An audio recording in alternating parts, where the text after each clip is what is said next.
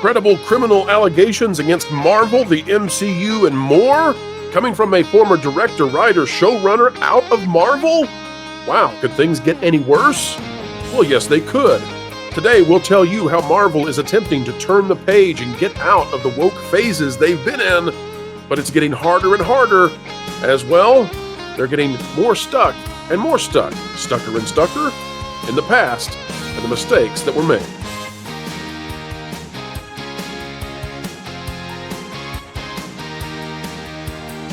Hello, ladies and gentlemen. Welcome back to the Pro Channel, where we endeavor to explain entertainment. The culture curve, yes, we keep you ahead of it. As we dive into today's video, by the way, happy Friday, consider clicking the like button. And for those of you who are watching this video at a later date, well, happy whatever day that ends with Y it is for you. It's always a good day to be alive and to be doing the things that we love. We hope that you are getting to do those things, and if not, continue on, strive forward, and better days are ahead. Today we're reading an article from John Trent out of That Park Place. We will be very brief with this one, folks. The bigger story, the criminal allegations against Marvel. We'll get to those in just a moment, but I do want to show you this because it's part of a pattern that is causing the MCU and Marvel to struggle greatly. The title is Agatha All Along. Actor Joe Locke claims that a misconception about Marvel is that it's just for, like, straight white men. It's not. Now, this is out of That Park Place, folks. If you're not yet bookmarked to the website, you should be. Joe Locke, who plays a character named Teen in the upcoming Agatha All Along series. Wow, what a name. Recently stated that a misconception about Marvel is that it's just like for, like straight white men. I don't know if he said it that way. I'm having fun, folks. In an interview with Paul McGuire Grimes, alongside a number of his cast members, Locke was asked, there's a line about Patty that Patty says about misconceptions and rumor mongering with witches. So what do you think are some misconceptions about Marvel? Locke replied that it's just for, like, straight white men. It's not. Grimes responded, correct, it's not. As in, hey, good job with that question we gave you. You answered it correctly. You chose the correct answer. Good job. The answer shows Locke's own bias, given anyone who has paid attention to the Marvel Cinematic Universe over the past decade knows a significant portion of its box office comes from international markets, especially China. Well said. Nobody has ever thought that Marvel was just for straight white men. The entire game plan strategy for Marvel has always been to get as much box office as they can from the international markets, which, by the way, are more dominant for Marvel than for the domestic. Looking at the highest-grossing film in the Marvel Cinematic Universe, Avengers Endgame, a whopping $588.4 million in revenue was generated from China alone. For comparison, $858.3 million was generated in North America. Now, what does that mean? Well, when you combine the other international markets, which is discussed down here, international led the way. South Korea with $105 million. Is anyone thinking that Marvel once upon a time was made just for South Koreans or for the Chinese? I think not. But this is I love this article, by the way, but this is an indication because, by the way, we've had rumors, and I think they're now corroborated to some degree, that Agatha is going to be extraordinarily woke, that Agatha could actually be on the same pathway of the Acolyte in terms of how awful it's going to be. And so for that reason, folks, as we get ready to talk about the criminal stuff, I just want to invite all of you to join us for the Agatha After Parties. It'll come out the second half of September. After each one of those Agatha episodes, we're going to be in agony together here on the Pro Channel with a stream of panelists who have, yes, had to watch it yet again. You all seem to enjoy us having virtual root canals, and so, well, we'll do it again. All right, to the criminal receipts. No, surely not. Yes, that's what the claim is. This out of Deadline by Dominic Patton.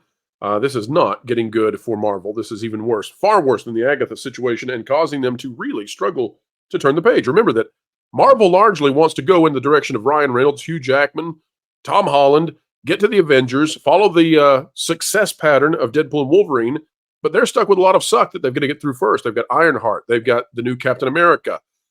We're not sure what's going to happen with the Fantastic Four. They're shooting that now, so they may be able to maneuver it to not be another pile of puke, but they are really stuck with a lot of trash they're trying to flush out right now. And they want to turn the page. That's hard when their former writer, who happens to be all of the check boxes that makes this look really bad, claims he has criminal receipts against them. Here's the article.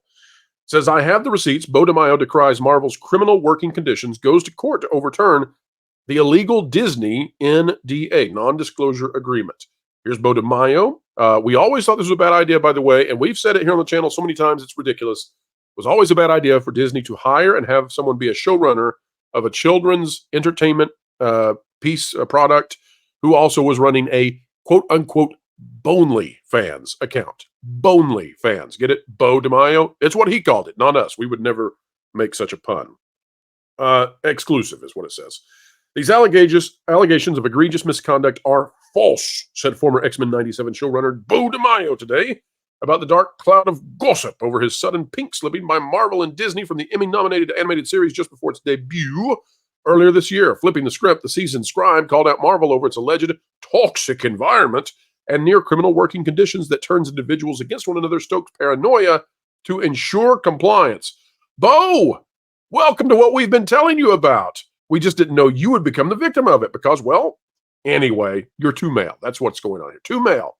Months after DeMayo's exit in March, Marvel/Disney exclaimed in August that he was fired because of the egregious nature of the findings in a misconduct probe.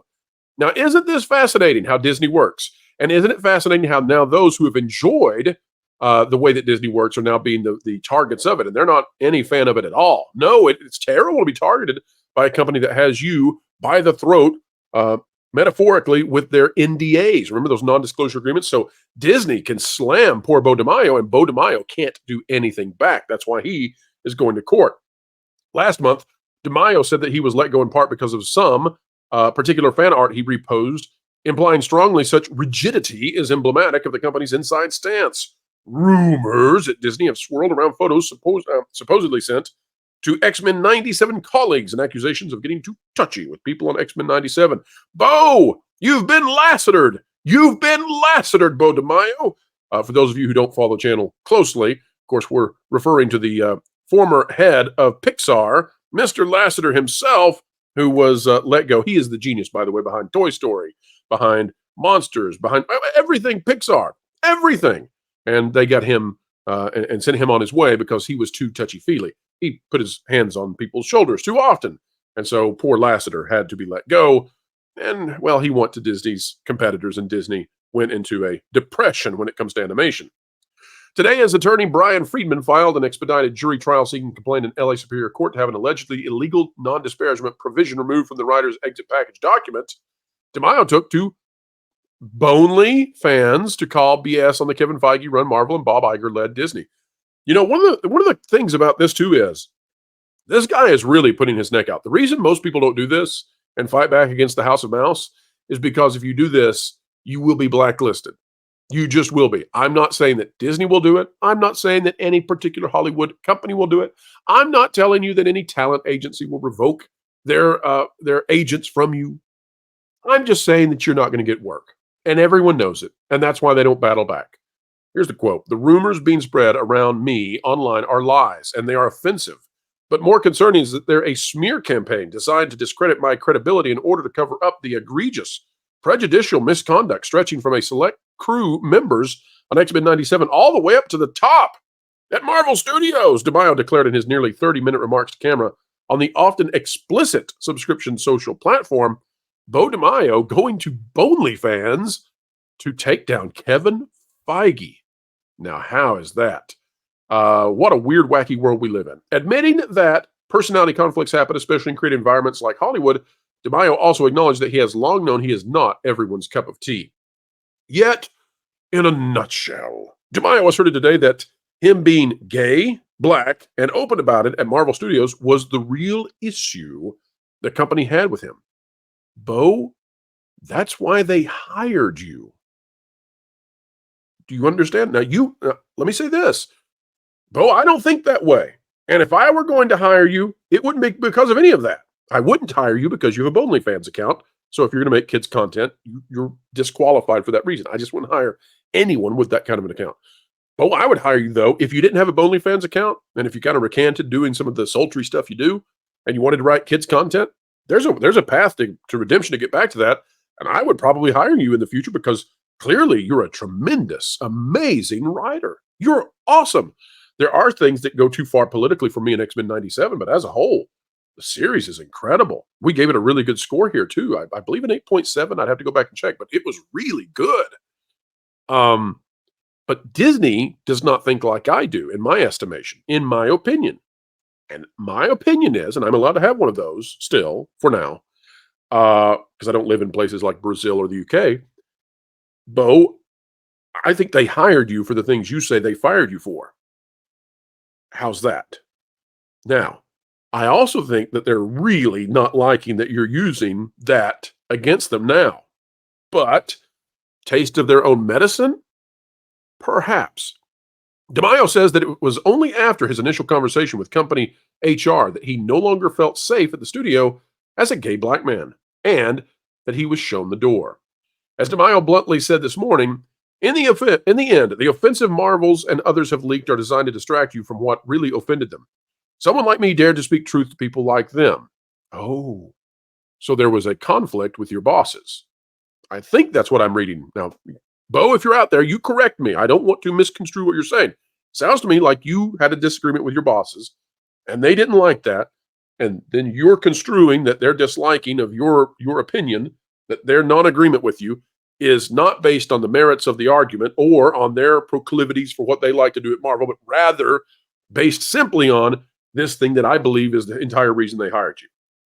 If I've got that right, Beau, I'm happy. If that's not exactly what you're saying, you're welcome to come on the channel, correct it, or send us a press release, whatever you need, we'll correct it. They wanted me to be the black stamp of approval on this project. I declined. They wanted to erase aspects of my personality that clashed or proved inconvenient with the misguided narratives they wanted to establish. I declined. They tried to intimidate me with both explicit and implied threats. I was not intimidated. Everything they have done since then has been designed not just to silence me and smear me, but to crush me and to remind me to know my role. Wow. Kevin Feige, this does not look good. But then again, hiring Beau DeMayo with his OnlyFans account to produce kids' content was, everybody say it with pro, stupid. It was so stupid. UHF reference there, folks. Here's another quote. I have the receipts and the eyewitnesses. So long as you stop coercing them to lie, you can keep attacking me with lies and misinformation, but we can become the ugliest, most annoying version of that, or you can start acting like a studio that is worthy of a show like X-Men 97. Marvel, you simply need to act like you're worthy of the power of Beau DeMayo. Here's the response.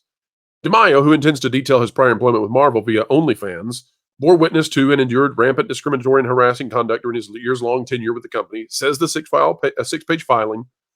This comes from Liner Friedman, Tatelman, and Cooley, LLP. We're well aware that DeMayo possessed copious knowledge regarding Marvel's illicit and unsafe employment practices. The company sought to silence DeMayo as part of his forced ouster. And wow, we have more here. Look at this. Specifically to ensure DeMayo would keep his bonus and writing credits, the provision in DeMayo's exit non-disclosure agreement, and they post it here. This is literally them posting the non-disclosure agreement, which probably is not acceptable under the non-disclosure agreement. So when you sign to make tons and tons of money and have tons and tons of influence and get all the power that comes with having your name attached to one of these things, part of the sacrifice you make, rightly or wrongly, is that you sign away your rights to complain or to whine or to acknowledge things that happen. And usually you're set up where you have to go through mediation instead of public, legal actions like this. Certainly posting the non-disclosure agreement is going to get you in big, big, big trouble. It says there are only two possible explanations for why Marvel and Disney had Beau sign an NDA that is so obviously violating basic California law. The Hollywood heavyweight attorney told Deadline this morning. That's Friedman, the attorney. By the way, this looks so much like the Gina Carano situation, just from a very different perspective. And it turns out that people on the opposite side of the political persuasion aisle, they don't have a good time while Disney does the same things that they do, apparently, to those on the right or to the middle. So here we are with Beau DeMayo giving the middle finger to the Walt Disney Company and doing a lot of things that put his career in jeopardy. Will he be Gina'd? He might be. He could be.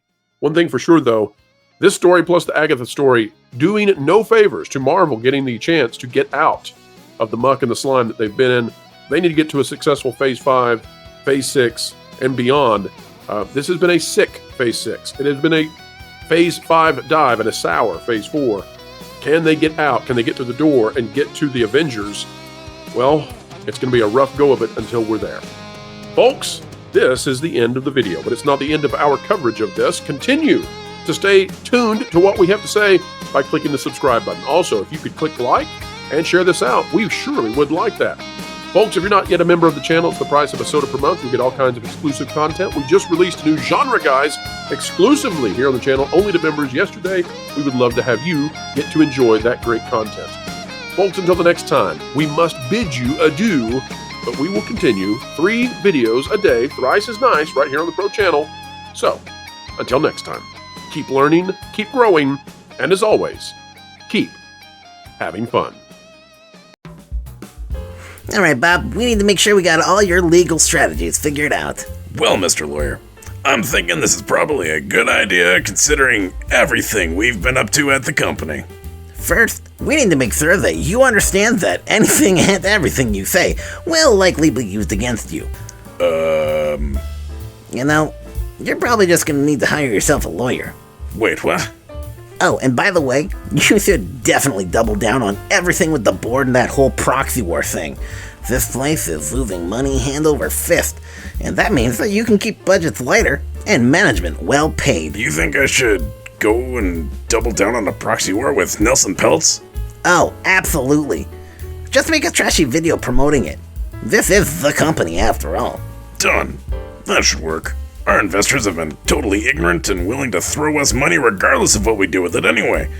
They totally have cause to sue us and for negligence and wasting money, but, they're pretty dumb. Oh, they probably live in Florida.